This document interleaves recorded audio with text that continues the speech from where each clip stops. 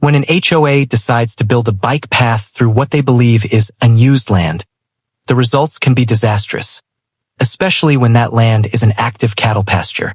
This story follows a rancher forced into conflict after an HOA ignores property boundaries, agricultural zoning, and repeated warnings about livestock safety. As cyclists, cattle, and legal threats collide, the situation exposes serious HOA overreach, the dangers of ignoring rural land use, and why private property rights still matter. They thought it would be simple. A line on a map, a few signatures, some cheerful press photos, and a ribbon cutting that would make the HOA board feel important. They never imagined that a thin strip of asphalt laid across open grass could turn into a slow-burning war. And they definitely never imagined cattle would be at the center of it. Everyone in the valley knew the land before the path. It stretched wide and uneven, fenced but breathing, the kind of pasture that didn't look dramatic unless you understood it. In early mornings, mist hugged the ground and moved with the cattle as they shifted their weight. Hooves pressed patterns into the soil that only the rancher noticed. This land wasn't decorative. It worked. It fed animals, paid taxes, and carried a history deeper than the county records. The HOA board didn't see that. They saw an unused green corridor. When the first orange survey flags appeared, the rancher noticed immediately. He didn't panic. Flags appeared sometimes, utility companies, county inspectors, people who forgot to make calls. He pulled one up, turned it in his hands, and put it back where he found it. The cattle watched him, chewing slowly, indifferent but present. That was the thing about them. They were always present, always active, even when standing still. The letter arrived a week later, cheerful in tone and heavy with assumptions. It spoke of community enrichment, connectivity, and lifestyle improvements. It mentioned easements in vague language, cited development plans approved years ago, and ended with a sentence that assumed cooperation instead of asking for it. The rancher read it twice, then folded it carefully and placed it on the kitchen table, next to an older stack of papers that proved he owned every inch of that pasture. He called the number at the bottom of the page. The woman who answered sounded busy and unconcerned, as if this were a formality already completed. She spoke about timelines and grants, about how exciting it was to finally move forward. When he said the words active cattle land, there was a pause, then a soft laugh, like he had told a harmless joke. Well, the path will be fenced, she said, as if that solved everything. Construction started before the conversation finished cooling.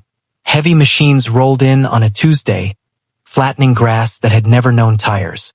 The cattle scattered at first, then regrouped uneasy. Dust hung in the air. The rancher stood at the fence line, arms crossed, watching men who had no idea how animals think. No one introduced themselves. No one asked permission. They worked with the confidence of people who believed paperwork mattered more than reality. The first confrontation happened quietly. He walked up to the site supervisor, boots sinking slightly into the soil, and asked for the permits. The supervisor shrugged and pointed to a truck where copies were kept. They were real enough, stamped and signed, but none of them mentioned cattle. None of them mentioned gates, crossings, or liability. None of them mentioned what happens when a 1,000-pound animal decides a narrow paved strip is the easiest place to walk. The rancher warned them, calmly, clearly. He explained that cattle don't recognize recreational infrastructure. He explained that stress changes animal behavior. He explained that bikes, dogs, and sudden movement could turn a peaceful herd into a dangerous one. The supervisor nodded politely and said he'd pass it up the chain. The chain never pulled back. By the time the asphalt was laid, the HOA had already printed brochures. Families posed for photos at the opening ceremony, smiling as if the land had always been meant for them. The board president gave a speech about harmony between nature and community. The rancher wasn't invited. The first cyclists arrived the next morning. They came in bright jerseys, laughing, riding fast because the path looked smooth and empty. The cattle were grazing near the edge, unbothered until the sound of tires and voices cut through the air. Heads lifted, ears turned. One cow stepped closer, curious. A cyclist slowed, pulled out a phone, and filmed. That was the moment everything changed. A calf spooked when a dog barked. It bolted, crossing the path. The mother followed. Then another cow moved, then another, and suddenly the path wasn't a bike path at all. It was a cattle crossing, the way it had always been. A cyclist fell. No one was hurt badly, but panic spread faster than facts ever do.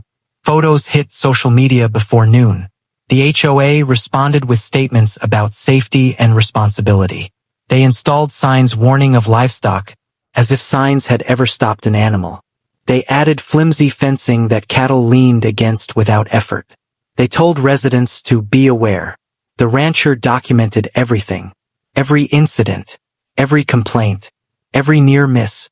He sent letters that went unanswered and emails that received automated replies.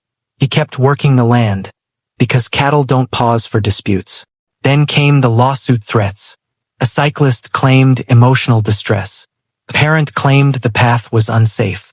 The HOA quietly suggested the rancher should relocate his cattle during peak hours.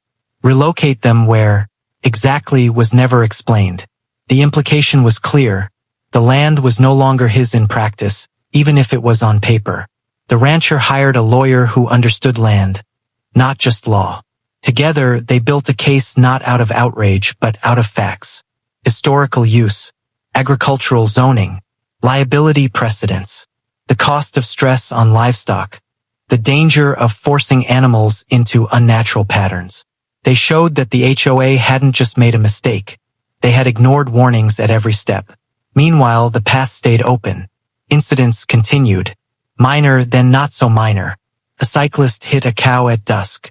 The animal survived. The bike did not. The story changed depending on who told it. Online comments turned ugly. Some called the rancher selfish. Others asked why anyone would build a bike path through a pasture in the first place. That question finally reached the county. An inspector came out one afternoon, standing beside the rancher as cattle moved around them. He watched quietly as a group crossed the path without hesitation, exactly as they had done for generations. He took notes.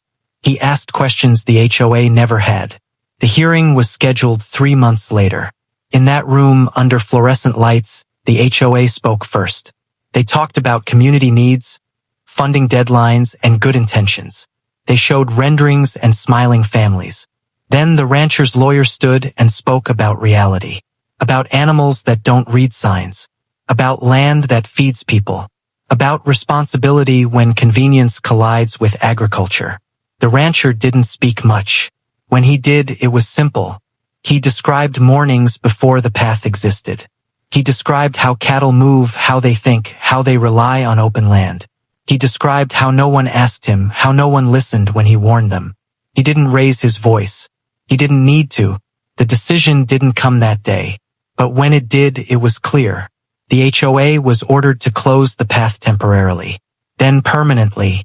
They were required to restore the land as closely as possible to its original condition and cover damages.